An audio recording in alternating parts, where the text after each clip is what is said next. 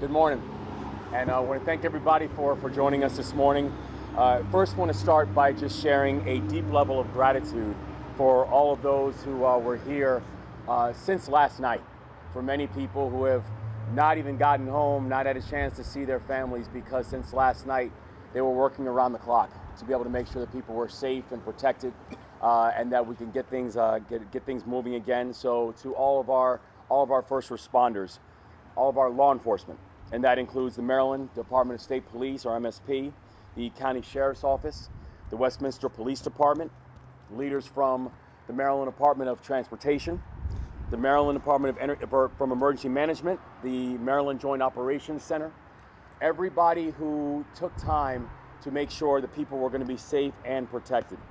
And that also includes all of our locals, the locals from the Emergency Management and Public Works, our elected officials at the municipal, at the county, and at the state levels, members of the cabinet, representatives from BGE who have been just working tirelessly and working in partnership, everyone who raised their hands to help Marylanders in need, and people who rose to this occasion, and they did it without any reservations. People who, when crisis struck, they sprung to action, and people who demonstrated extraordinary courage and coordination and calm. And that includes also our everyday citizens, the people like our bus drivers who were waiting at site for people as they were able to emerge from their vehicles, who were able to bring them to their homes or just to take them to get something to eat. Things like our local school, who stayed open and provided not just shelter and support, but a meal if people needed it. This is what Maryland does. This is what the pride and the support of Maryland looks like. And what we saw last night and into today was Maryland at its best. A Maryland who works together, a Maryland who comes together as one team and with one mission. And because of that, because of those people, last night lives were saved. There were people who were stuck and stranded in cars who were able to sleep in their own beds last night. And that's because of the work of everybody who moved and our first responders who made it so. And so to all the families that were impacted, I want to thank you for your courage. I want to thank you for your strength. I want to thank you for your trust. And we want to let you know that we are here to support you today and always. This is going to take some time to fix. The damage from last night is significant, and it will take time to make sure that we are getting everything done. But know that we plan on staying coordinated, we plan on staying focused, and know that we are going to get this done. We just had a briefing on the situation here along Maryland Route 140, and also some of the other damage that's been done around the state. And so we are going to continue to remain close with everybody on this going forward. But this morning, I just want to say we're thinking about all Marylanders all throughout the state who are still dealing with the aftermath of the damage of last night.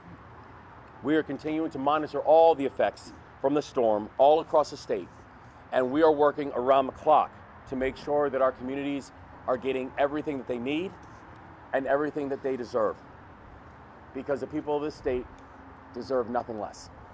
So with that, I want to turn the program over to our Lieutenant Governor, Aruna Miller.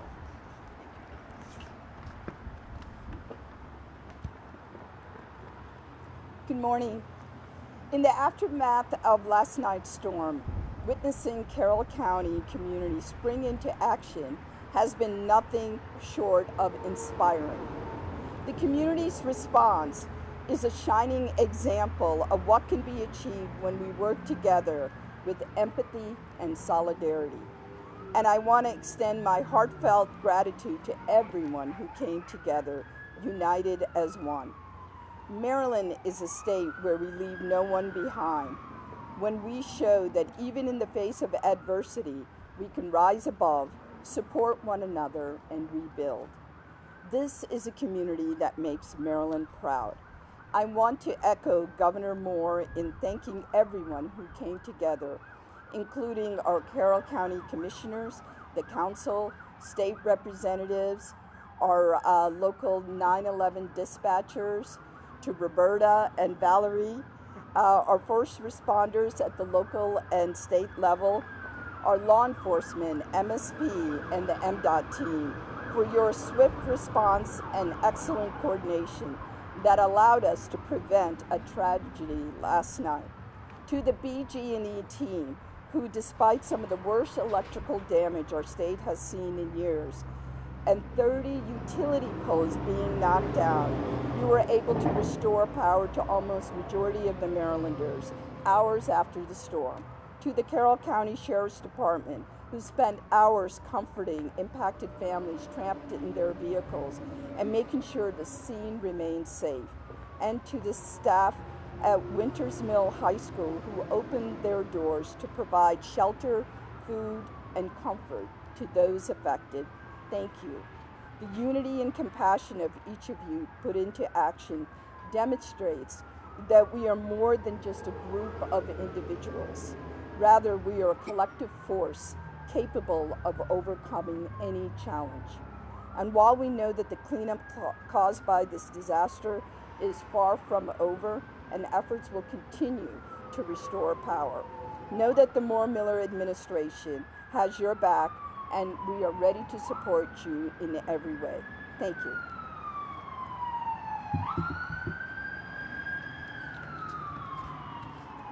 Good morning, everyone. I'm Colonel Roland Butler, Superintendent of the Maryland Department of State Police.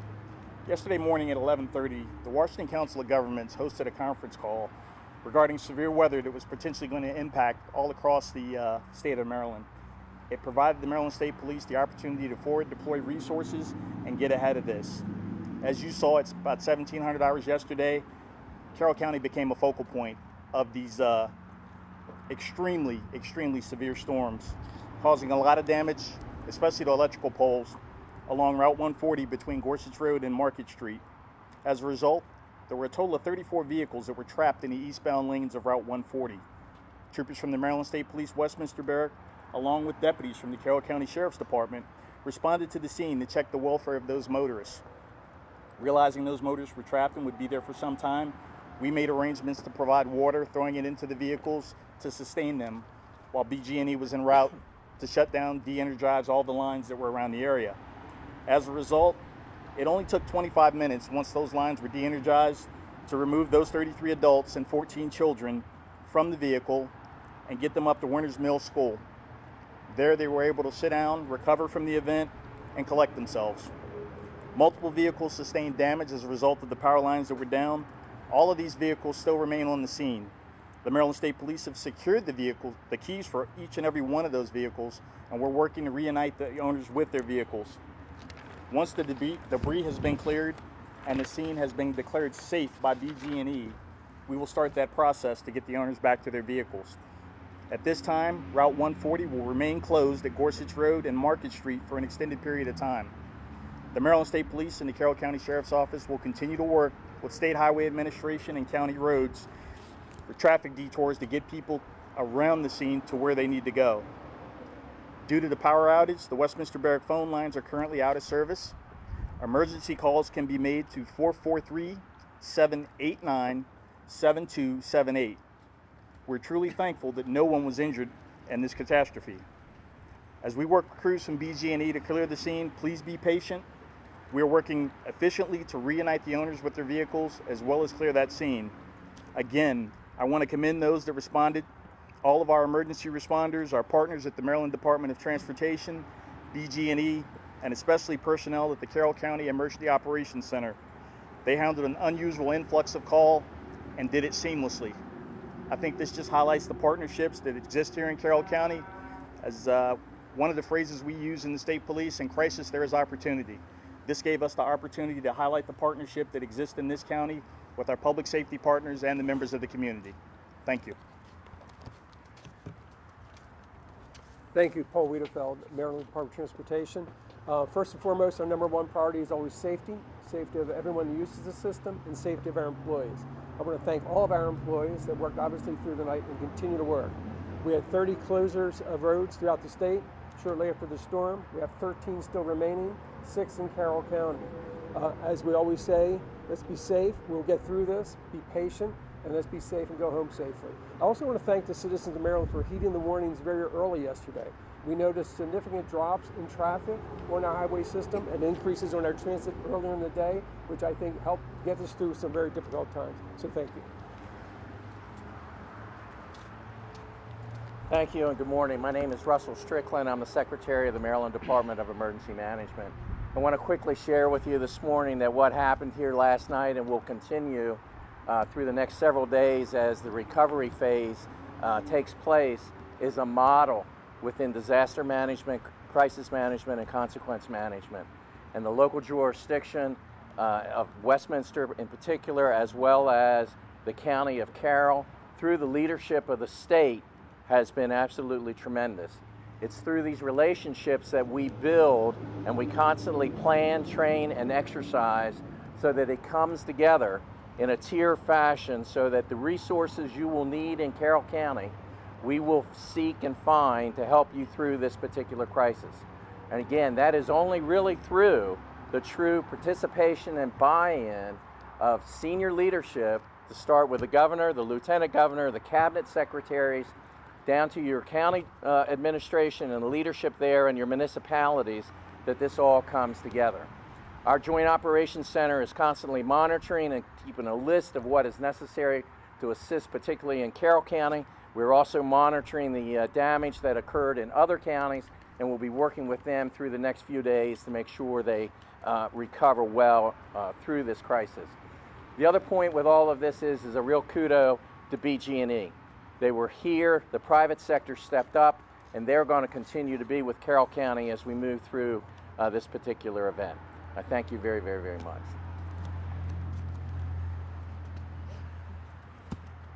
To me, it's always difficult to follow such great leadership in some of the comments made. But I am Commissioner Ed Rothstein. I'm President of Board of Commissioners here in Carroll County, representing my colleagues, my other four, that worked hard over the last 24 hours, constantly communicating with each other and working very hard communicating with the community itself. I've often said that family is a team sport. It really is. A community is a true team sport. Whether it's, as mentioned, our administrator, emergency services, emergency management, fire, police, the collaboration between our sheriff's department, state police, the municipalities, second to none. And what to really highlight is the private-public partnership.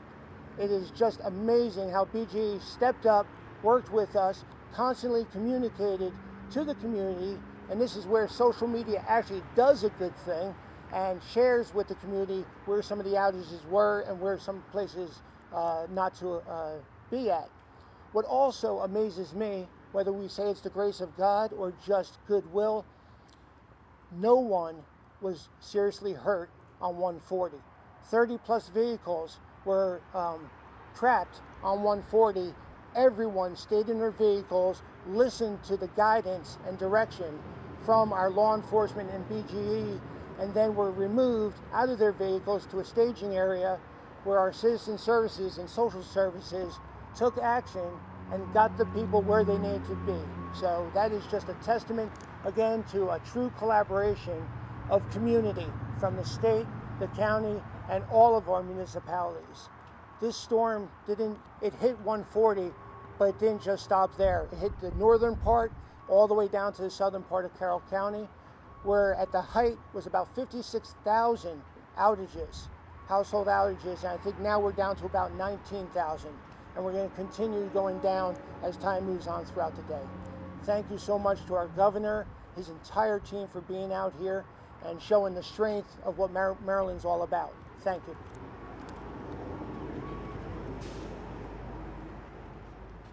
Thank you. I'm Greg Pecoraro, President of the Westminster City Council, here on behalf of the mayor and my colleagues. This wasn't how Westminster wanted to show up on the front page of national news organizations, but it does serve to highlight the tremendous connections that we have across the state, from the governor and his team to the county, on through the city of Westminster and our other sister municipalities here in Carroll County to work together to deal with a situation like this. We appreciate the tremendous efforts of all of our first responders from state, county, and city agencies made to try and rescue the folks that needed help and to take care of the many other needs we had. We also particularly appreciate the partnership with BGE who've prioritized public safety and public utilities as they've tried to help us deal with the aftermath of the storm. Governor, your being here symbolizes the connection that all of us have here. Thank you very much for coming. Good morning. I'm Kareem Kuzami, President and CEO of BGE. Last night, our service territory experienced one of the most devastating storms that we've seen in many, many years. At the height, we had 120,000 customers out of service, 56,000 in Carroll County alone. We are down to about 52,000. We are making good progress. We're going to continue the restoration efforts, but I want to take a moment and thank all of our customers for being patient. We know that when you're without service, it's very disruptive, very frustrating. Know that we are working as safely and quickly as possible to restore your service. We do expect to have 80% of our customers restored by this evening, 90% by tomorrow evening, and we will continue to work until every customer is restored. Know that some of the last restorations will take some time as the damage is extensive, but we will continue to work until every customer is restored, and that may lead into the early part of the weekend. But again, thank you very much to our customers. Thank you to the tremendous team at BGE for working around the clock to try to restore service, as well as the 950 utility workers that we were able to secure from out of state to help us with our restoration efforts. And thank you, of course, to our state, local, and county partnerships. They have been tremendous in helping us coordinate and make sure that we get everyone back in service as quickly as possible. Thank you. All right, folks, we got time for a few questions. Governor, you took a tour of 140. What was going through your mind as you saw that scene? I mean, think about people on that road at that time, some of the poles smashed into cars. Yeah. What was your impression of seeing that firsthand? I tell you, when you get a chance to see the type of devastation that we saw, and it's important for people to remember, when that was happening, we're talking, it was dark, it was wet, you're still in the middle of a storm, and now all of that is now happening, where you have a situation of complete chaos, and because of a level of trust that people had with law enforcement, with local officials, with all of our first responders, we saw how people responded, not just by coming together, but responded with calm, which was counter to anything that what you saw when you think about the chaos that this storm has caused. And so I think when you think about that last night, despite having winds and having a storm that I think Kareem said exactly right, that we haven't seen in years, and that walked away with no serious injuries, no casualties. It is both a combination of God's grace, and it's a combination of a lot of hard work that our first responders, that these local elected officials, that state officials, that all these teams did in collaboration and coordination to make sure that people could make it home safely. But this storm was real, and I know we've got work to do to make sure that we are not just doing a cleanup, but also just restoring everything that people are not just accustomed to, but also that they deserve. Yeah, so we're working in collaboration right now with both our local leaders and also state leadership, where we're doing a full assessment and evaluation of all the damage. But we are also very clear that the state stands in partnership with our local jurisdictions in this. And then as we continue to do the assessment, we're going to come back with all the different measures that the state is going to be involved in.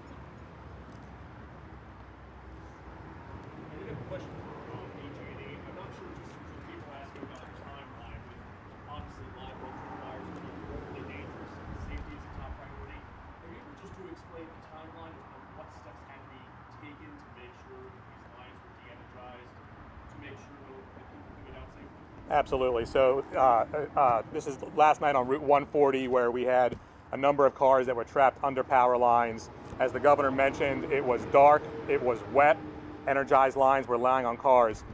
First I want to also commend the individuals that were in the cars for heeding the warnings not to leave their cars, to listen to the first responders, to listen to BGE, to follow the advice to stay in their cars until the lines could be de-energized. de-energizing the lines were complicated by the fact that everything was wet around us. So as you think about electricity in water, that makes it a very, very dangerous situation. Again, we are very fortunate that no one was seriously injured during that time. Once the lines were de-energized, we were able to remove them fairly quickly, about 25 minutes, and people could exit their cars. But again, credit to the first responders that were working with the people in the cars, talking on a continual basis, making sure they had the information and providing updates so they knew what was happening to keep them calm. I did want to ask you, these higher voltage lines, do we know how much energy was actually running through those lines? Were they more powerful than a standard neighborhood line? Yeah, so these were a combination of, the poles had 13, 33, and 110 kV lines, so it had the full gamut. Thank you.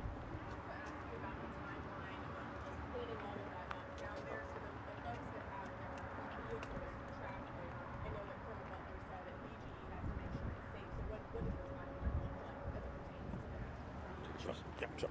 So we are working today to try to remove as much as we can. Again, it will take time. If you see the damage, it is significant. We will get the lines removed, and then it will be with partnerships to get the other debris removed, and then ultimately people can return to their cars.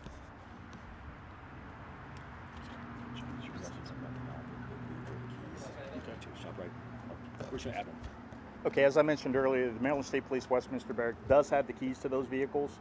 We're hoping that once the scene is declared safe, we can simply relocate those vehicles to a lot that's close by.